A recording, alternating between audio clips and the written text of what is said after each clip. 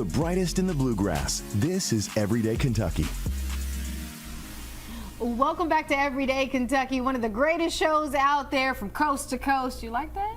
And we've got coast to coast here, we That's got right, the point. right out of California here. So welcome to Everyday Kentucky. I'm India Jones. I'm Jim Caldwell, and the man in the middle is Nick Lopez. Yes, Nick, we are so glad you're here. Nick has been guest hosting with us all day today, and don't forget we are having someone from FanFest all week fill this seat, but you're in the hot seat today. We have learned so much about you so far, from merch, to where you've lived. I feel like the only thing that we need left is your social. Do you want to let us know that? Whoa. I'm just kidding. So, but one thing we haven't talked about much, because we've talked about all these other things. Baseball. I can't even remember what position you play. I did research on you. I did, but I can't remember right now. So what? Tell us about the baseball field for you. Yeah, so I'm a first base, third base infielder. I'm a switch hitting, so I'm a lefty and righty hitter. I'm a natural right-handed hitter, but I've been hitting left-handed since I was 12 years old. So Wow. I'm just going to ask you this, and statistics would show you. Which are you better with? Lefty. Yeah. Are you really? Oh, okay. impressive. Yeah. So I train. We see a lot more right-handed pitching in high school, college. So I've just naturally given a little more time and effort to it. So it naturally got a little better. So. Oh, that's very cool. I can still hit righty. Remember that. Okay, so one of my favorite questions to ask every person that sits in this seat is always about food. So you came into Lexington, into Kentucky in August. What food have you had so far that has been like this? Oh, I need this all the time. Barbecue. Yeah? I love barbecue. Even back home, I'm eating barbecue, but it tastes a lot better out here. Does it really? So you've noticed that. A lot of people say when you get, from Texas on, that it's better. Texas will say they've got the best. The Tennessee Deep South also. Tennessee. I was going to say Memphis also. You Memphis will Memphis say for saying it. Then Yeah. you've got Kansas City. You've got all these places that will say it. But, but you're right. You get out here, and everything's just flavored differently. Oh, right? Yeah. Okay, so since you mentioned barbecue, which sauce do you like better? Because like North Carolina has a different kind of sauce than up north. It's more like a vinegary base. So do you have like a particular sauce that you go for? For like maybe spicy or sweeter on that I like variation. sweeter. Sweeter? Yeah. Okay. Okay. Yeah. Interesting.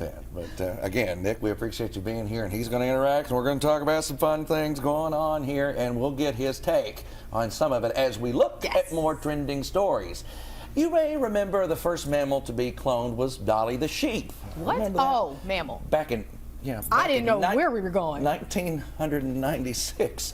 Since then, scientists have cloned other mammals, including pigs, cows, horses, and dogs. So now Tuesday's issue of journal Nature Communications is about how scientists cloned a new monkey species. So meet 3-year-old Retro. He is actually a cloned monkey born in July of 2020.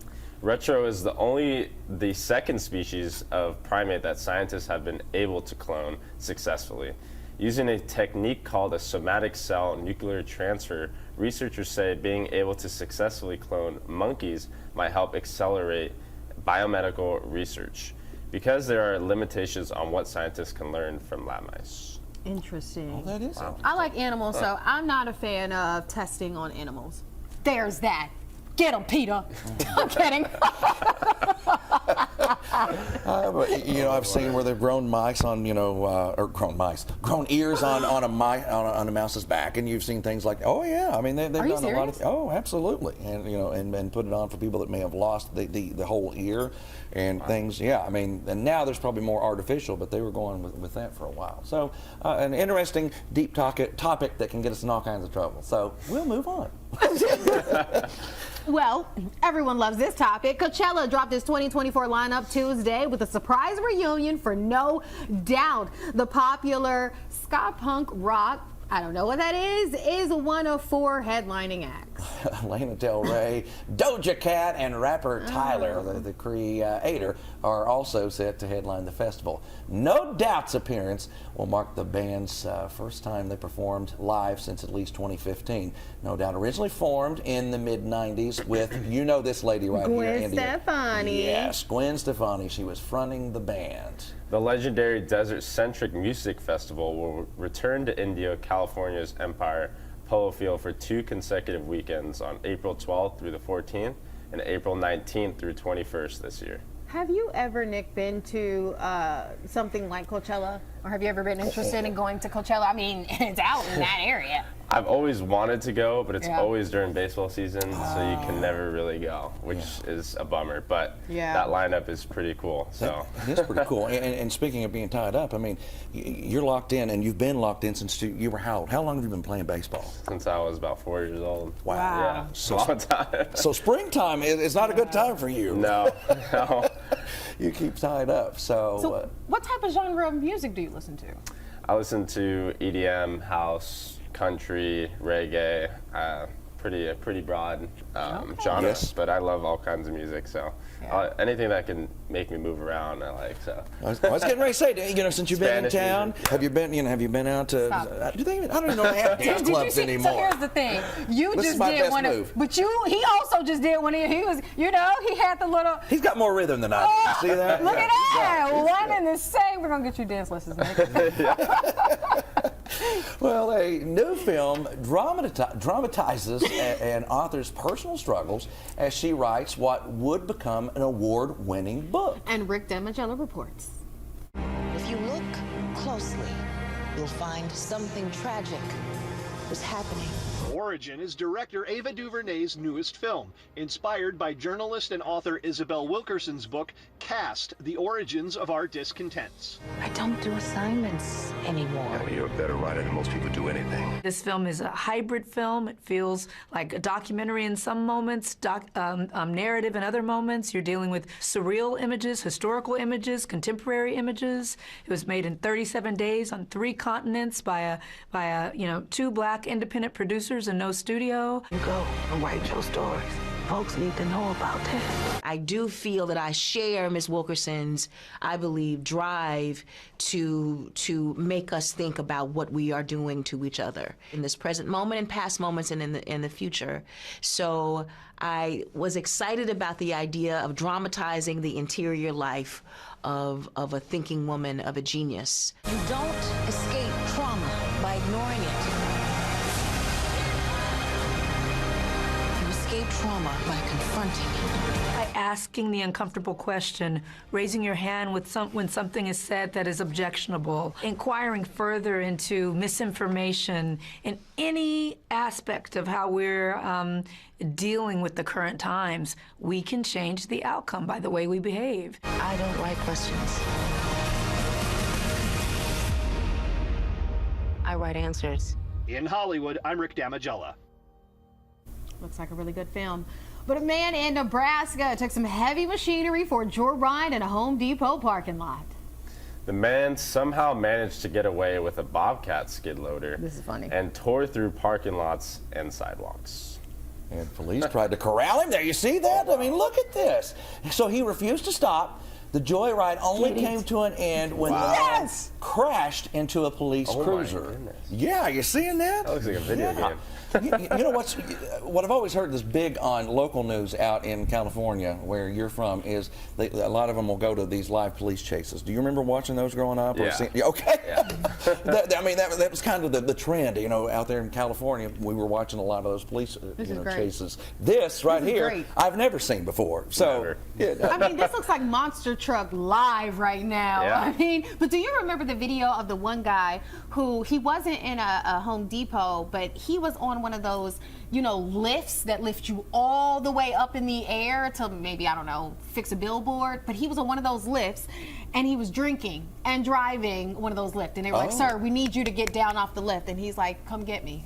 And he just put it up higher. He's like, what you gonna do? Come get me. So I love these stories. These are great. Take me back to watching Cops. It's clearly illegal, we know, but it's still funny to watch sometimes. I mean, nobody was hurt, so it's okay. We can laugh about it. Drink and drive responsibly. Oh my goodness. A homeowner fed up with a bear that decided to ride out the cold weather under her house. They tried everything to get rid of it, even scolding the stubborn animal. And Jeremy Roth reveals what did the trick in today's Take a Look at This. Watch a California homeowner's close encounter with a bear found squatting literally and figuratively under her home. It started when Tina Herzog's security camera spotted the large bear milling around her Monrovia property at night. The next morning, Herzog's bear under there saga started. The crawl space window had been torn off, and I thought, oh no, that bear's in there. Yep, the big burly bear had cozied up in her crawl space, and no matter what she tried, the stubborn thing just wouldn't budge. She even gave it a stern talking to. Out, out, and out. Bad bear. These bears today, you just can't talk to them. In the end, when all else failed, it was mothballs that didn't. Herzog popped some of the pungent pest repellent pellets in, and out the animal came. Apparently, it just couldn't bear the smell. Really? Speaking of cautionary tales, Ohio transportation authorities are sharing one that is no joke.